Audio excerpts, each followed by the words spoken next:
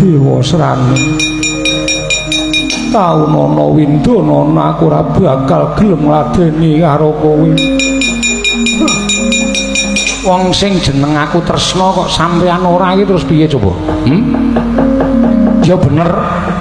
Sing jeneng tresna kuwi jaran saka kulina. Ya wis pokoke tak trateni wae. Iki wis ana pira? Pirang dina mapan ana ning Nusa Kambana utawa Nusa Rukmi. Nek kowe ora gelem karo aku sepira to kekuwataning wong wedok. Mesti aku bakal ngruda paripeksa karo kowe. Kemantun kowe tak ruda paripeksa karo aku, kowe ngladeni karo aku. Tegese wis sah nggonku mengko garwa Mbak Yuku, ya kuwi Kakang Mbok Ayu Dresanala.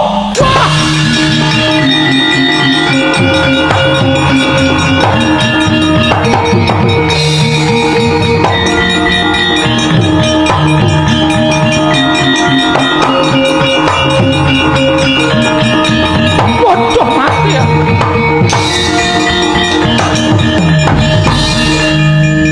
Ayo. Yen pancen wis wani bebeda karo bojone Janaka, kudu wani ngungalke dodo. Sing lanang kowe apa aku?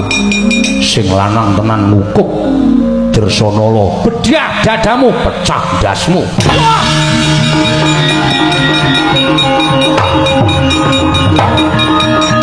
Waduh. Wah! Mati aku.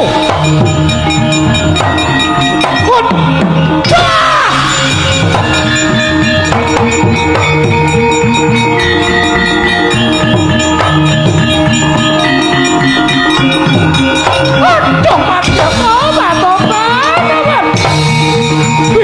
Piye Janaka?